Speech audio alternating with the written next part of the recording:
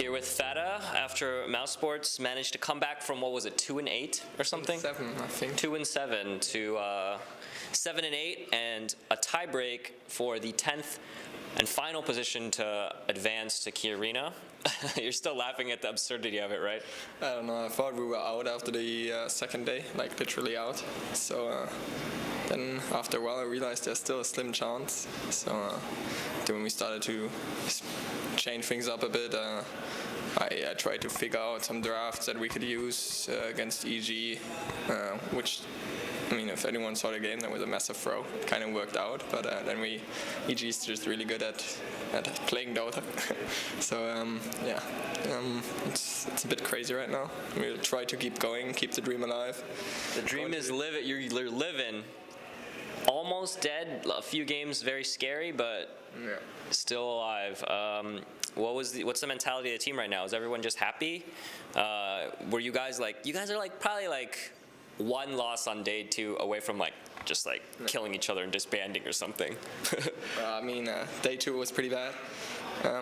We're rarely the team that goes mad at each other or something. We're all really sad and down. It's like, I just don't want to be here anymore. This sucks. Why are we so bad in this tournament? And all these questions come up. And yeah, now the tiebreakers, the mood now is we still have a lot in front of us. I mean, going into tiebreakers and losing right away doesn't really help us. Even that we did a small comeback, we still have to keep going, keep our minds strong, and be prepared for the next opponents that they're going to come. You guys are an interesting team. You guys have some fun stories. You have some guys that used to live in China. You used to be on a team Sigma. You have a guy, MSS, who ran away from his parents. Tell me your journey to get here. You were obviously here last year. Team didn't do as well as you thought. You're back this year. And then when things started to go wrong, were you just like, oh my God, not again? Yeah, you just get these flashbacks how you felt at last TI, and you just, oh my God, not again. That's really, it was a really, really bad feeling, and it was a bad feeling last year, and it's still the same bad feeling. I don't think it's ever going to change if you do bad at TI. We worked a lot to get here. We worked a lot to try and do well here, and if you all this work is in vain, you're just so down, and yeah. But right now, what are you gonna do? Just watch, and then I don't know the format for the tiebreaks. How are they gonna do it? I don't know yet either. And it's gonna be crazy. It's gonna be 4 teams for I think 2 spots or something. I'm not sure. 1 or 2 spots. I'm just gonna see our opponent and then figure him out, and then just take each step one by one. And yeah, I don't care who we play. I just want to play. What a crazy tournament. You got teams being eliminated. Alliance still fighting for their lives against EG right now. Some of these results are very crazy, some very very strange. But it seems like everyone is just very close at this TI. Is that what it is?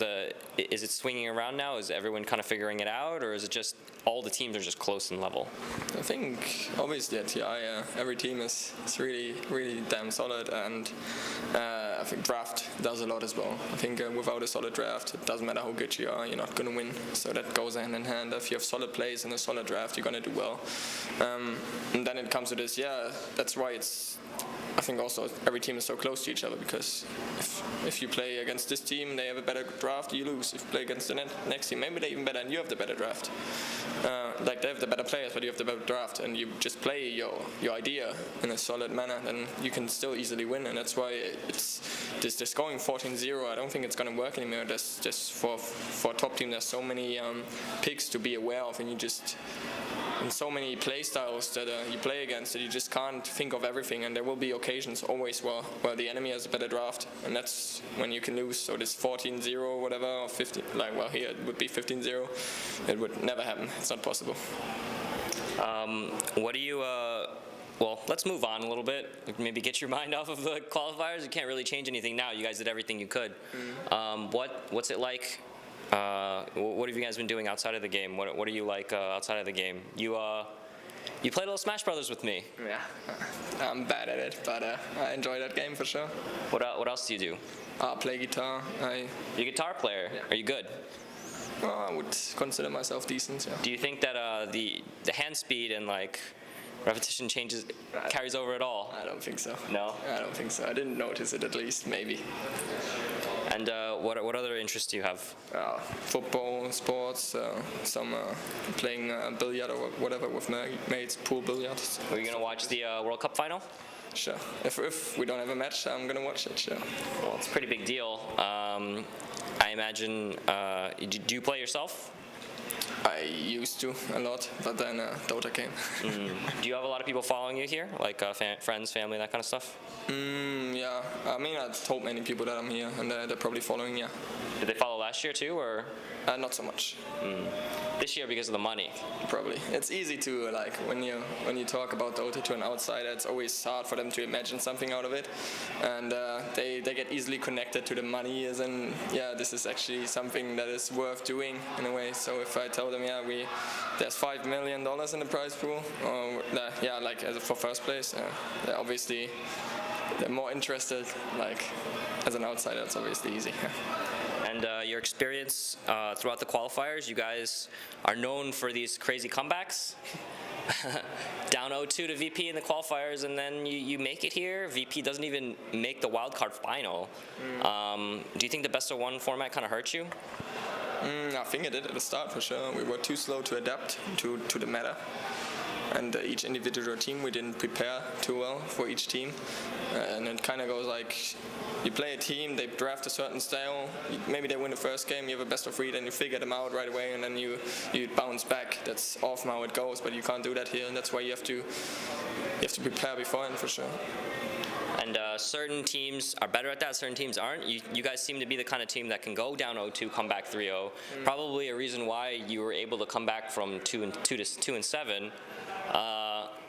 There's going to be some teams going home today, and you know, would you consider your TI a success if you guys qualified for top 8, or is it just we're still just looking forward? I mean, top 8 is obviously a massive achievement, and I would be content with that. But if we reach that, I would still try to keep going and going. Right? I mean, why would you limit yourself? So you just say, yeah, it's fine. Top 8. It's kind of an easy question, yeah, but I gotta ask it. So, among your team, who's the guy that was able to keep it together?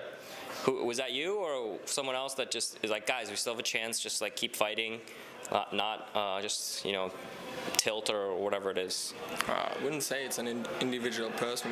I mean, it's just kind of everyone just I don't even know. In the third day, we think like Paz and I were just chilling together, talking about how shit TI is right now, and Misery and Pike went out for a beer, and then we all got our minds free, and then we came to the realization that we still have a chance. And I wouldn't say it's an individual person that held a big speech. That didn't happen.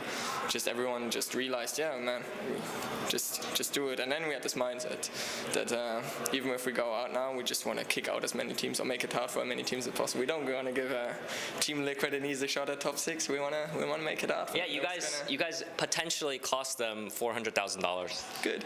I mean, that's what you got to do, I guess. What was the reaction of you guys right immediately when you won? Was it just okay? Yeah, for me. More to play? For me, yeah. Exactly. It wasn't even like a celebration, really. It was just like we just did what we had to do. And yeah, right now there's not too much to celebrate. It's just after, obviously, we reached top 8, I'm going to be like relief. Like we can still keep going. Yeah, exactly. We're just going to, I mean, for me right now, just keep going, and see what happens. Okay. I know you have tiebreakers just probably in an hour or two, maybe a couple hours later today, right? Well, I don't want to keep you too long then. Let's do you have any shout outs you want to give? Anyone you want to say thanks? Just shout out to my sponsors, to Mouse Sports, and my team and every fan out there. For sure. Yeah, okay. Well, give me a call out actually. We asked for call outs from everyone. Don't you have a call out? What's a call out? It's the opposite of a shout out. You gotta call out someone.